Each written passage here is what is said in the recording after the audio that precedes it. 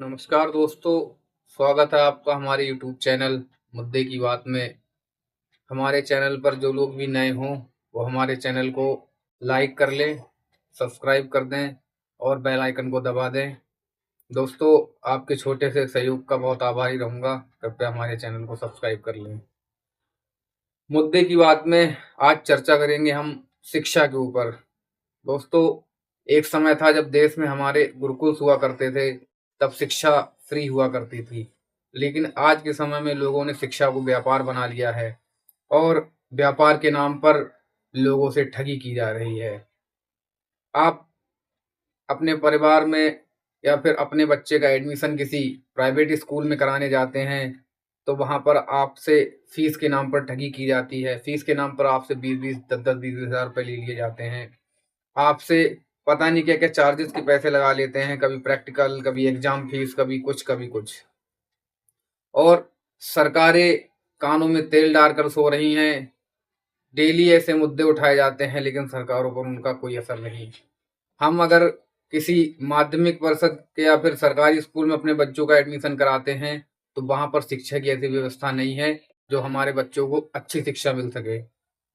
दूसरा, आपका बच्चा अगर 12th पास आउट हो गया है और आप अपने बच्चे का एडमिशन किसी कॉलेज में कराने जाते हैं, तो वहाँ पर भी आपसे फीस के नाम पर ठगी की जाती है। आपसे 4-4, 5-5 लाख रुपए वसूले जाते हैं और प्लेसमेंट के नाम पर आपके बच्चे को 10,000, 15,000 रुपए की नौकरी लगवा दी जाती है। जिस बच्चे ने और जिस माँ-बाप ने 10 से 5 लाख, 8 लाख, 10 लाख रुपए अपने बच्चे की फीस पर खर्च किया हो, उस बच्चे को अगर 10,000 से 15,000 रुपए की नौकरी मिलेगी, तो वह कैसे कर पाएगा?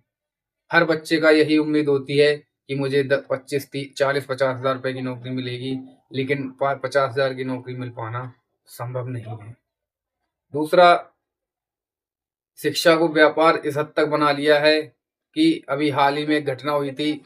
एक 10th क्लास, 11th क्लास की बच्ची थी, जिसके पास फीस के पैसे नहीं थे। उसके लिए एग्जाम में बैठने नहीं दिया और टीचर ने उसको भगा दिया, तो वह लड़की ने आत्महत्या कर ली। उसके पिता की बेइज्जती की गई थी स्कूल में, जबकि उसका पिता सिर्फ ऑटो ड्राइवर था। क्या इस देश में गरीब के बच्चों को पढ़ने का कोई अधिकार नहीं है? कोई हक नहीं है गरीब के बच्चों को पढ़ने का?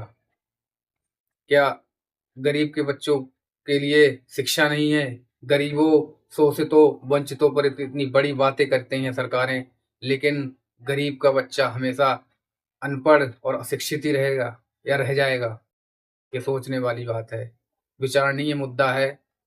इस चीज़ को लोगों को उठाना चाहिए, सरकारों को इस चीज़ को ध्यान में रखना चाहिए कि जो गरीब और मध्यम वर्गीय परिवार के बच्चे हैं, उनकी शिक्षा कहीं न कहीं मुफ़्त की जाए या फिर शिक्षा में छूट दी जाए, जिससे कि उनके बच्चे भी अच्छे स्कूल, अच्छे संस्थानों में पढ़ सकें और वह भी अपने भविष्य में एक अच्छा मुकाम हासिल कर सकें।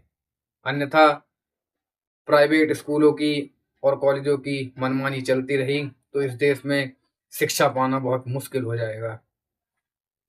मेरा यही कहना है कि आप सभी से गुजारिश है, इस वीडियो को ज़्यादा से ज़्यादा शेयर करें, जिससे कि लोगों तक वीडियो पहुँचे और लोग इसको देखें और देखकर अपनी आवाज़ बुलंद करें। दोस्त, शिक्षा वह शेरनी का दूध है, इसको जो जितना पिएगा उतना दहाड़ेगा। कोई आपसे आपकी धन, संपत्ति, ज़मीन, जायदाद, पैसा सब छीन सकता है, लेकिन ज्ञान ऐसी चीज़ है जो आपसे छीन नहीं सकता। आपकी शिक्षा ऐसी चीज़ है जो आपसे छीन नहीं सकता। आपके पास कुछ भी ना हो और आप अगर शिक्षित हैं, त तब आप कहीं भी रहकर, कुछ भी करके, काम करके अपना पेट, अपने बच्चों का, अपने परिवार का जीवन यापन कर सकते हैं। अगर आप अशिक्षित हैं, तो आज के समय में अशिक्षित होना बहुत बड़ा पाप है।